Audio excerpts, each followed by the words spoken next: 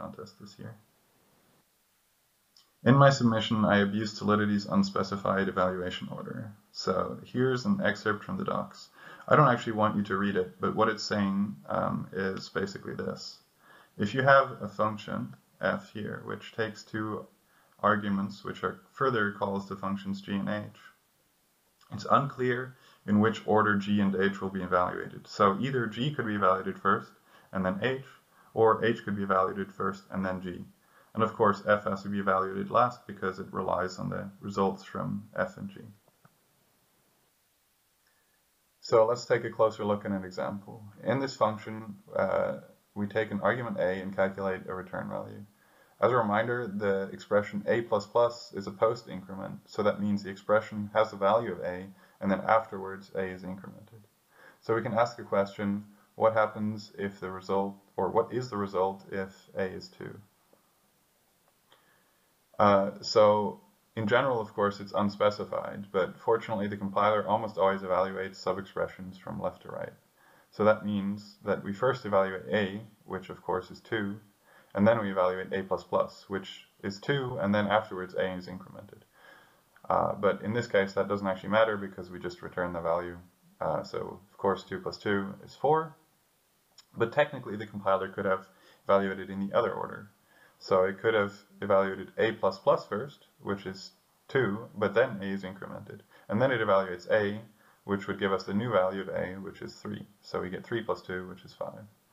So the result of the function is unspecified. We could get two different results, and that means we shouldn't rely on it. So in practice, if we wanted to exploit the evaluation order, we would need to have a situation where the result is not what you'd expect, so it's not left to right. Fortunately, there are 3 cases where there are unusual orders. And these 3 cases, I found them by analyzing the code generator of the compiler, so I'm relatively sure they're the only cases, at least at the moment. But of course, it can change in the future, since the compiler could decide to start evaluating things in different orders, since it would still be following the language specification. Right. So the first 2 cases are addMod and mulmod. So addMod calculates the sum of 2 numbers, modulo a third number n, and mulmod calculates the product of 2 numbers, modulo n. The interesting thing for us is that the arguments of these functions are evaluated right to left. So this is actually documented, but it's very, very hard to find unless you know what you're looking for. It's actually in the IR-based code gen changes. So for the experimental IR pipeline of the compiler, the evaluation is actually different. So it's documented that this behavior actually changes. As an example, let's take a look at this function f. If we pass 2 as an argument, we'll evaluate a++ first. One second here. A++ first, and then we'll evaluate a, because we're going right to left. So a++ will give us 2, and this a will give us 3, because it has just been incremented. So then as a result, we get 3 + 2 modulo 5, which is 0. Otherwise, we would have gotten 2 + 2 modulo 5, which is 4, if it had been evaluated left to right. The next case, or the last case, of unusual ordering is events. So events have a very weird way of evaluating their arguments. So first, the index parameters are evaluated right to left, and then the remaining parameters are evaluated left to right. So if we take a look at our event hello here, we have 2 index parameters, a and c, and 2 non-index parameters, b and d. So we first evaluate the index parameters right to left. So we first do c, and then a, and then the remaining parameters are b and d. So we get the evaluation order c, then a, then b, and then d. Again, an example helps to see how weird this is. So we have a function g which just emits an event, and here there's an a++. So first we evaluate this third a, which is 2, because we're passing a 2 to this function. Then we evaluate a++, which is 2, but then a is incremented. Then we evaluate this a, which is now 3, and then this a, which is 3. So we get a result of this event here. As far as I know, this isn't actually documented anywhere that events behave this way. But of course, nobody would write code that relies on the evaluation order of event parameters, right? With that, let's get to my submission.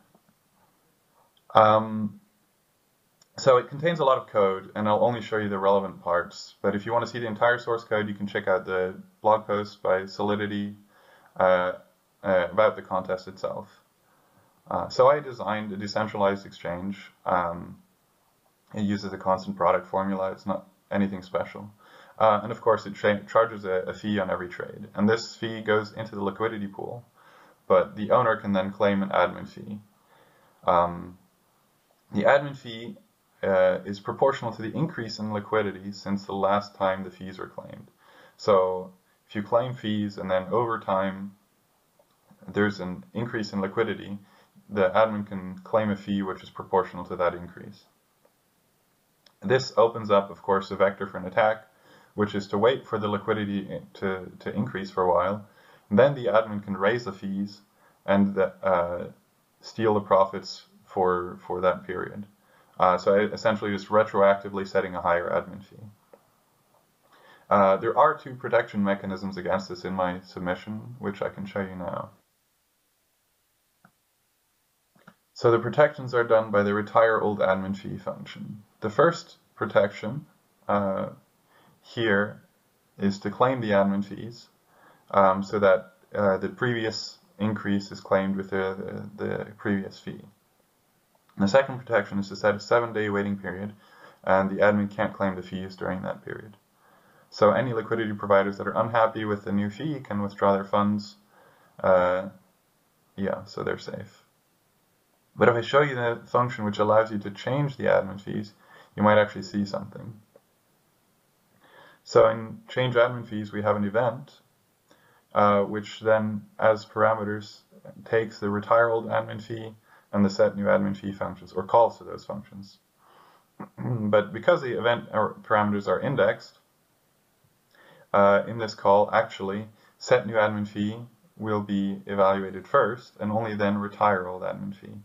So the new admin fee is set before the protections can be put in place, and then actually it's even worse because the protections cause the admin fees to be instantly claimed with a new higher fee. And in this case, there's actually no upper limit to the admin fee. So actually the admin can set an arbitrarily high fee, even over 100%, and then drain the entire underlying balances of the exchange.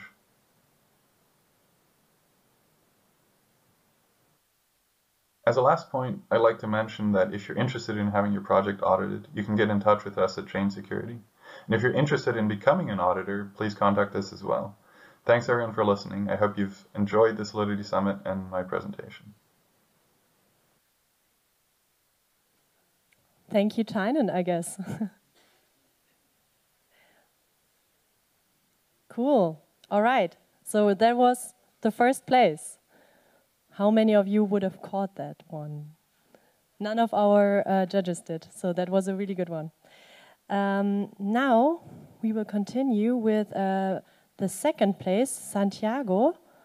I'm not sure if he can hear me. It would be nice. I'm going to say hi, Santiago.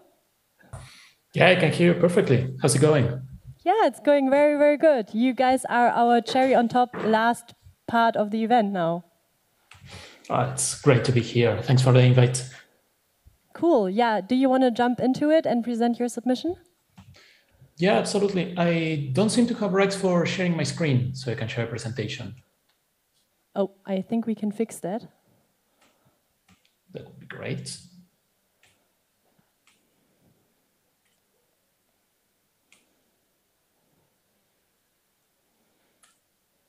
There it is. Let me see. Okay, perfect. So, well, again, thanks, Francie, for the introduction and for having me here. Let me share very, very briefly how the submission works. The idea is having an exchange based on off-chain orders. So any user that wants to sell their tokens back for ETH, they can sign an order specifying which token they're selling, at which rate, and just publish that off-chain anywhere. Then they, well, of course, they need to approve, run an ERC20 approve for that token to the exchange contract. And then any taker for that order can just submit the signed order to the contract along with the necessary ETH to make the purchase. And the exchange contract takes care of the swap of sending the ETH to the seller and sending the tokens of the order back to the taker. And of course, flagging the order as executed.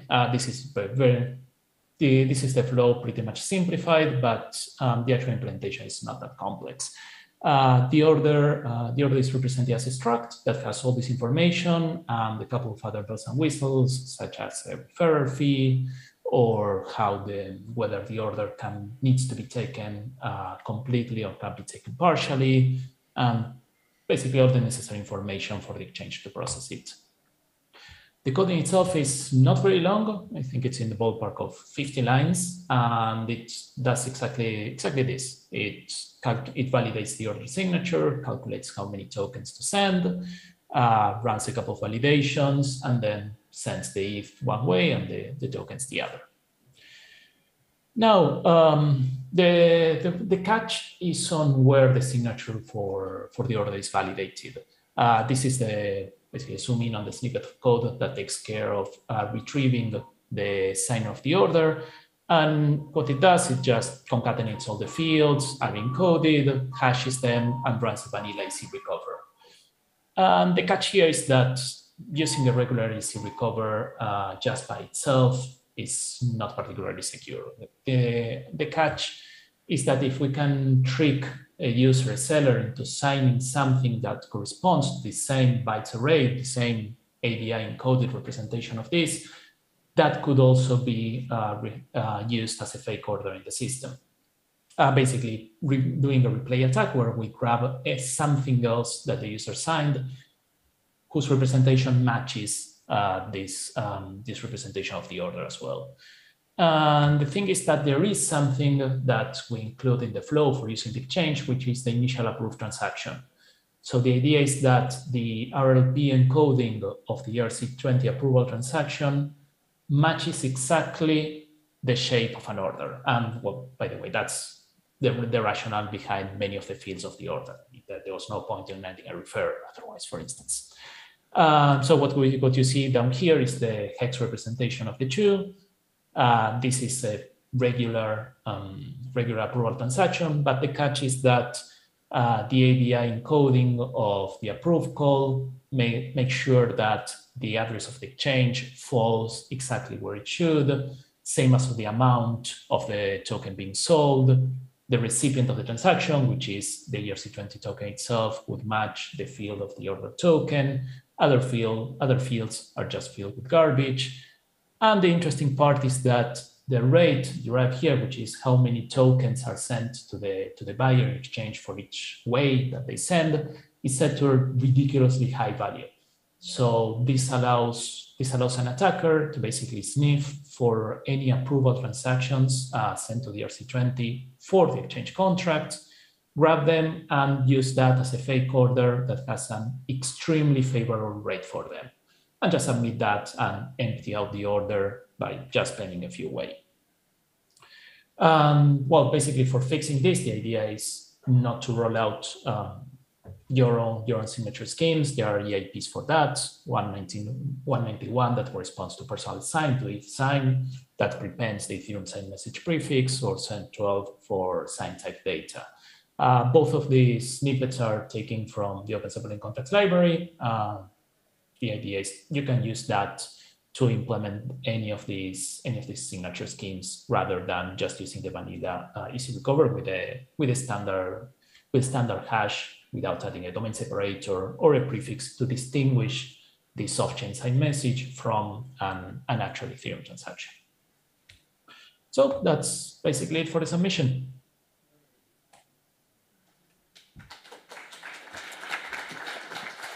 Wow.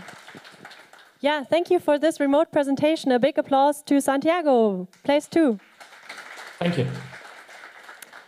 And next up, we have rank 3, Michael.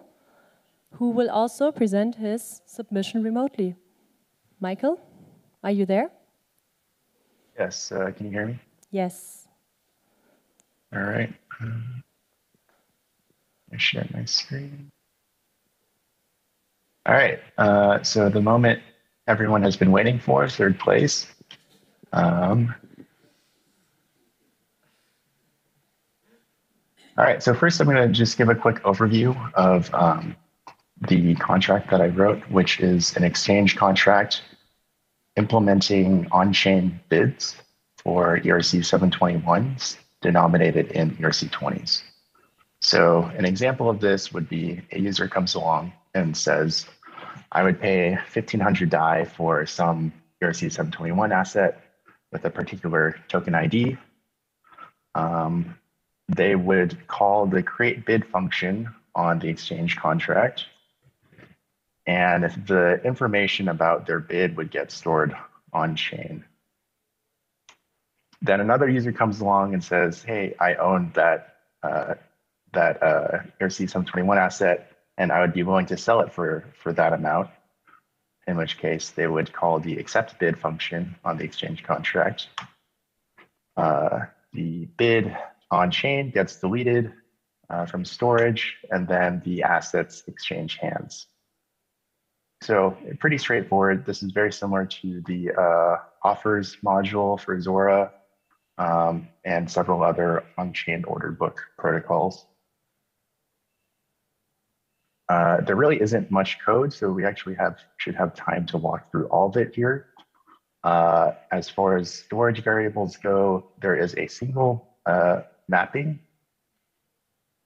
from an address of the bidder to an asset pair key, which is calculated by this get key function, the NFT token ID, and the UIT 256 bid amount. So that would be 1,500 DAI in this example. So this get key function, all it does is it takes the address of the ERC20 token and the ERC721 token of the bid, casts them to UINTs, and then XORs them together. And then if you read the comment on this function here, basically this is presented as a minor gas optimization, because if you were to separate this key out into two mapping indexes, then the underlying bytecode would have to compute 4 Keccak 256 hashes per read/write. But since we're doing this XOR instead, it only has to perform 3 such hashes, and it's statistically impossible to farm contract addresses that would create a key collision anyways. And actually elsewhere in the code, we check that a contract actually exists at both of these addresses.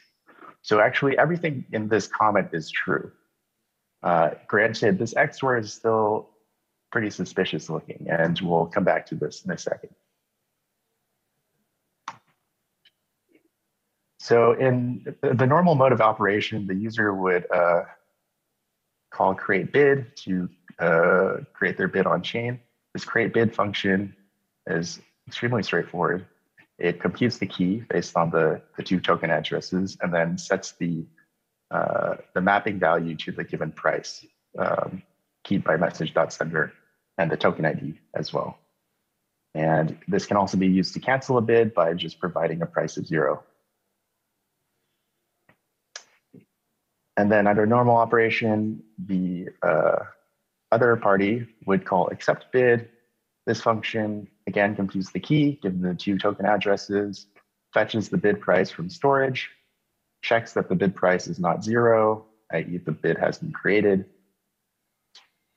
It checks that the bid price is greater than or equal to the price given in the function. So this is provided as a parameter so that the caller doesn't get front run by the bidder, in which case the bidder would be able to drastically change the bid price in their favor before the person accepting the bid gets their transaction mined. So this is a sort of necessary check here. Then we delete the bid from storage. And then we have the assets exchanged hands. So we have we're using the soulmate safe transfer lib here. So we're calling safe transfer from on the ERC20 token, which calls transfer from in the underlying library implementation. We manually check the X code size here because the safe transfer lib performs a low-level call. And then we do a transfer from on the ERC721 token here, and no code size check here is necessary because the Solidity compiler will do that for you. Again, all of the comments here are in fact true. So that's what the normal mode of operation looks like. Now let's look at what an attack looks like.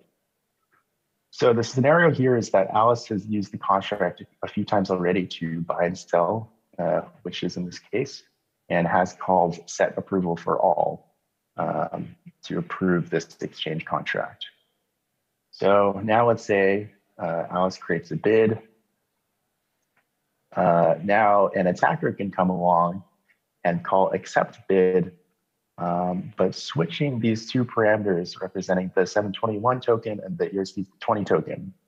So the second parameter is supposed to be the ERC721 token, but nothing's stopping the attacker from providing the ERC20 token instead as that address. And same thing for the ERC20 token. So even though these are typed as ERC721 and ERC20, that's just like syntax sugar for addresses. So now when we're computing the key, the same key is computed because XOR is a commutative function. So X XOR Y is equal to Y XOR X.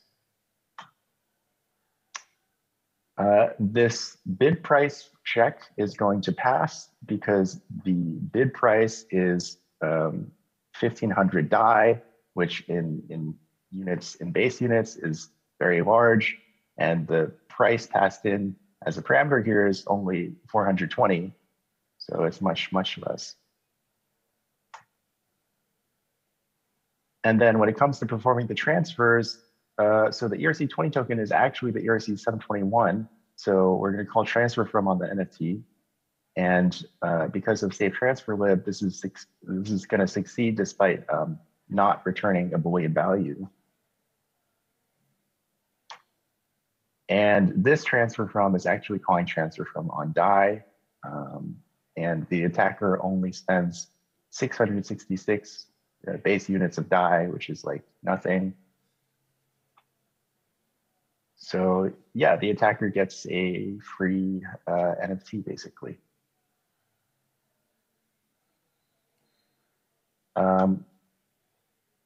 Yeah, so I don't know if there's a real moral of the story here, but basically there are a number of components here which are individually more or less innocent, but problematic when they're combined together. So first of all, ERC20 and ERC721, those standards both define this transfer from function, which has the same function selector, which allows us to basically swap these two tokens and call the transfer from function on each one. The safe transfer lib safe transfer from function will succeed if no Boolean is returned. For those who don't know, that's because a lot of ERC20 tokens incorrectly implement the ERC20 standard, which states that the transfer from function should return a Boolean true value on successful transfer. But so since this safe transfer lib has to handle those tokens that don't do so, it will also succeed on on this ERC721 transfer disguised as ERC20 transfer, which doesn't return a Boolean. XOR is a commutative operation. This is, well, I don't know how common knowledge this is, but yeah. And then finally, this require bid price greater than or equal to price statement actually significantly amplifies the impact of the attack. So this require statement, if it were a strict equals rather than a greater than or equals, That would mean that the attacker would only be able to steal the asset, the token ID, equal to the bid price given by the bidder, instead of being able to pass this like arbitrary value less than the bid price, which then serves as the token ID.